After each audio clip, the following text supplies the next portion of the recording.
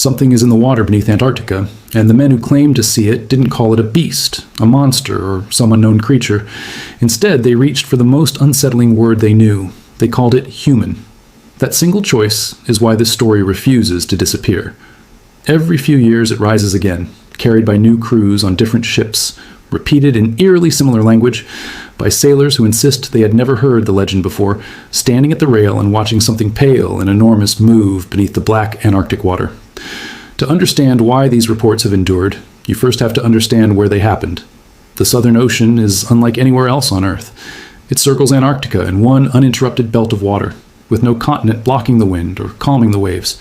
Storms don't simply pass through, they settle in for days, stacking one wall of water on another until the sea resembles a moving mountain range. Sailors who have worked there describe waves taller than apartment buildings rolling across thousands of miles of empty ocean. No trees, no lights, no nearby land, only darkness, freezing air, and winds so relentless they seem to have forgotten how to stop. The water itself hovers just above freezing and hides depths that remain astonishingly unexplored. Even modern scientific expeditions continue discovering entirely new forms of life there. During a single expedition in 2025, researchers identified 30 previously unknown deep-sea species, including a carnivorous sponge covered with tiny hooks designed to trap prey. Discoveries like these remind scientists how little of the Southern Ocean has actually been studied. The blank spaces on the map are still very real, and every expedition seems to reveal creatures no one knew existed. That reality forms the backdrop for every strange story that has emerged from Antarctica's frozen waters. Now place a man on a ship in that ocean. Not a tourist taking photographs or someone on a short voyage, but a professional whose career depends on reading the sea correctly. Perhaps he's a fisheries observer, perhaps a marine researcher, or a member of a Japanese whale survey crew spending months in Antarctic waters. These are people who measure their experience in seasons rather than trips. They know the Southern Ocean the way a mechanic knows an engine, not from books, but from years of living inside it. A veteran like that can glance across half a mile of rough water and instantly tell the difference between a whale surfacing, sea spray blown from a wave, or a drifting iceberg. His livelihood depends on identifying exactly what he's looking at without making mistakes. The earliest reports of the Ningen came from men exactly like these. During the late 1990s and early 2000s, crew members working aboard Japanese research and whale survey vessels began quietly describing something they couldn't explain. The stories didn't begin with photographs or scientific papers. They began with conversations between experienced sailors who all claimed to have witnessed the same impossible sight.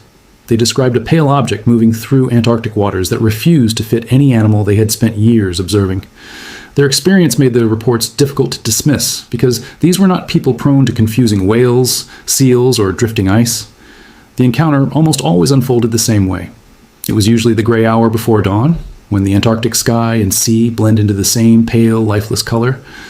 A crewman would notice what looked like an ordinary patch of floating ice drifting beside the ship. He would barely pay attention before looking away to check an instrument or record an observation, but when he looked back, something had changed. The pale shape was no longer drifting with the current. It was moving deliberately, maintaining its own course, and even traveling against the flow of the water. Ice cannot choose a direction. Whatever this was, the witnesses believed it could.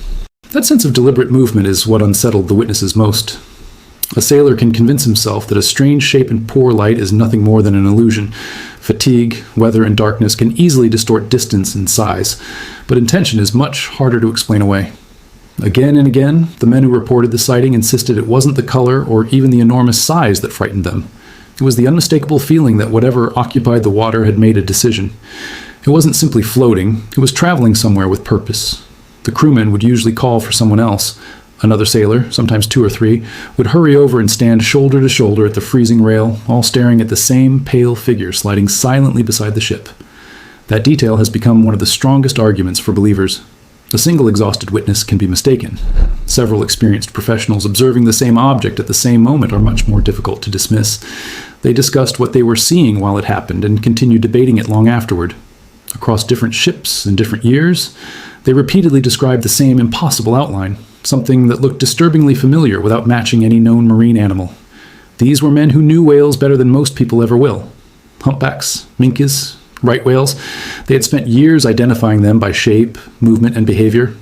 Every whale follows a recognizable pattern when it surfaces, breathes, and dives. Nothing about those animals surprises an experienced survey crew. Yet, whatever these witnesses claimed to see refused to fit that pattern. They describe something far longer than expected, pale in waters where nearly every large animal is dark and moving with a fluid motion unlike the rolling arc of a whale. Instead, it seemed to pivot through the water the way a swimmer turns in a pool, rotating around a central torso in a movement that felt strangely, unsettlingly human. The descriptions became even stranger as the witnesses tried to explain what they had seen. They insisted the object wasn't just an enormous pale mass floating on the surface.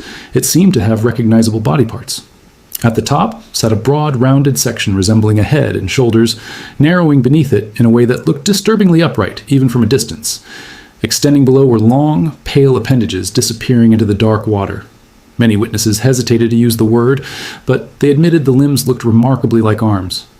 According to some of the longest and most unsettling accounts, those arms ended in something even harder to ignore. A hand with 5 distinct fingers slowly opening and closing beneath the surface, as though flexing against the freezing water. That single detail is what has haunted the legend ever since. Strange shapes can be dismissed as drifting ice, and blurred outlines can be blamed on poor visibility. But a hand deliberately opening and closing is far more difficult for the human mind to file away as coincidence. Whether it was an illusion or something genuinely unknown, the image remained fixed in the memories of those who claimed to witness it. It transformed what might have been another tale of an unidentified sea creature into something far more unsettling, a figure that seemed almost human while being impossibly large. The reports become less consistent when describing the lower half of the figure. Some witnesses insisted they saw 2 enormous legs trailing beneath the surface, kicking slowly enough to hold position in the current, creating the outline of a gigantic human swimmer. Others described something completely different, a smooth, tapering body that merged into a single powerful tail, ending in a fin, more like an enormous marine animal than a person. The most disturbing accounts came from the few sailors who believed they briefly saw its face. They described forward-facing eyes unlike those of fish, fixed on the observers standing at the rail.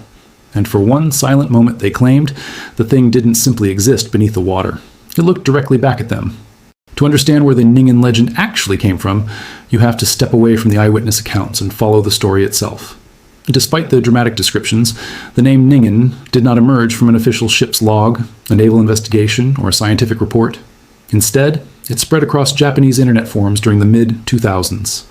Anonymous users claimed to know sailors or researchers who had returned from Antarctic expeditions, carrying stories they rarely wanted to discuss. The pattern was familiar. Someone had a relative who worked aboard a survey vessel, or a friend who had witnessed something impossible and refused to speak about it in detail. As those stories traveled from one person to another, the descriptions became increasingly vivid, with new details added until the legend developed the form most people recognize today. The story gained even more attention in 2007 when Japan's paranormal magazine Mu published an article discussing the mysterious Antarctic humanoid and hinted that footage of the creature might exist. Around the same time, internet users began searching satellite imagery of Antarctica, claiming blurry white shapes in the ocean were proof that the Ningen had finally been captured from space. None of those images could be verified, and most researchers argued they were simply unusual ice formations or ordinary marine animals viewed from poor angles. By then, however, the evidence hardly mattered. The legend had already become far larger than any photograph could support or disprove. Years later, researchers studying modern folklore began examining why the story had spread so successfully. A paper published in the Shima Journal suggested that the Ningen may function less as a biological mystery and more as a cultural one. Because Japanese whaling operations spent decades working in Antarctic waters, the legend may reflect deeper feelings about humanity's relationship with the ocean and the moral questions surrounding whaling itself. In that interpretation, the enormous pale figure beneath the waves is not simply an unknown creature.